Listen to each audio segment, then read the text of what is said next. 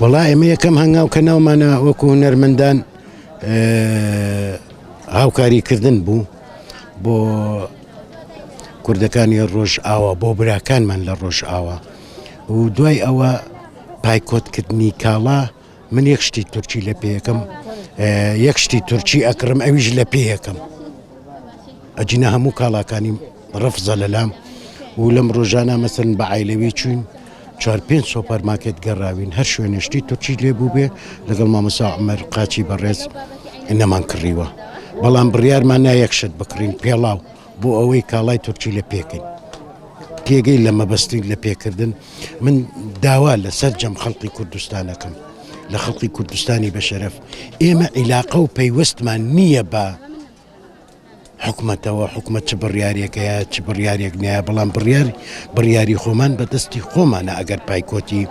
هەچی کاڵای تورکی بکەین و پایکۆتکردن جۆرێکە لە سیاست و شۆڕشکردن ئەنی بەڕاستی من لێرەوە داوا لە هەموو خەڵقی بە شەرەفی کوردستانەکەم پایکۆتی کاڵای تورکی بکەن بۆ ئەوەی ڕژێمە یەک لە دوای یەکەکانی تورکیا لە عوسمانلیەوە لە ئەتا تورکەوە هەتا ئەکاتە ئەم کەردۆغانە ئەوە پێیوەستە بە سیاسیەکانەوە ئیشی ئێمە نییە بەڵام ئێمە ڕەفزیەکەین پێمان قوبوڵ نییە ئەو بارەگایانە لە خاچی کوردستان بێ بەس ئێمە چ دەسەڵات بڵین چی یعنی بچینە سەر بارەگاکان هەر وەی ناچیت هەر وەی بەڵام ئەمە ئیشی سیاست و حکومەت و پەرلەمان و چیە بۆی بڕیارێ لەسەر ئەوە بن و کۆتایی بە مۆزعبێن خۆی لەواقعە بایکۆتکردنی کاڵای تورکی بۆ خۆی قەیرانێکی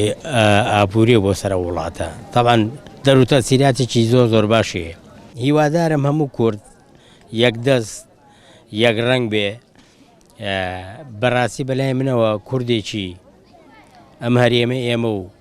کوردێکی هەر هەرێمێکیکە لە کوردستانەکانی کە هەر چوار پارچەی کوردستان پێم وایە هەمووی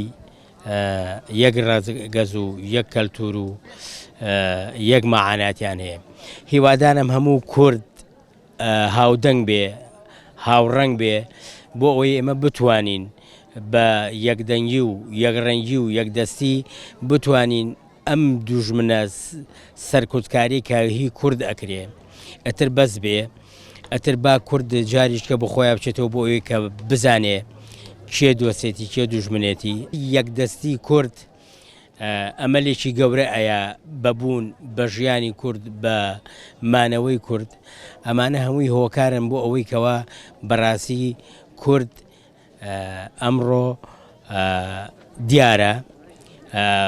نێودەوڵەتیە هیوادارم ئەم ناسینەی کورد ئەم شکۆمەندیەی کورد هیوادارم میلەتی کورد سەرکردە سیاسیەکان خەڵکی ئاسایی بتوان احتیفاز بەو شکۆیەوە بکەن هەردەم یەکدەنگ بن هەردەم یەکدەست بن هیوادارم کوردانی ڕۆژئاواش سەرکەوتنێکی گەورە بەدەست بێن بەسەر ئەو دوژمنە زۆردارێکەوە هیچ لە ئینسانیەت و هیچ لە قەومیەت و هیچ لەو شتانە ناپرسێتەوە من بەڕێی منە بۆ شتێکی زۆر باش نییە معنی بەڕاستی وەکو پێشتر پێم وتی کورد ئەبێ هەڵوێستێکی تایبەتی هەبێ بەڕاستی ئەمڕۆ هەڵوێز وەرگرتن لە هەنێک مەسائیل دەور و تەسیری تایبەتی خۆی هەیە هەڵوێز وەرگرتن لەو کارانە ئەبێ دەستە جەمعی بێ ئەبێ هەم ئاهەنگی بێ ئەبێ وەکو پێشتر وتم کورد بە هەموو چوار پارچەی کوردستانەوە یەکدەست بێ بۆ ئەوەی کە بتوانێت بەسەر ئەو تەنگ و چەڵەمانە سەرکەوێ کە ڕێگری لە ئەو دوژمنە داگیرکاریە بکرێ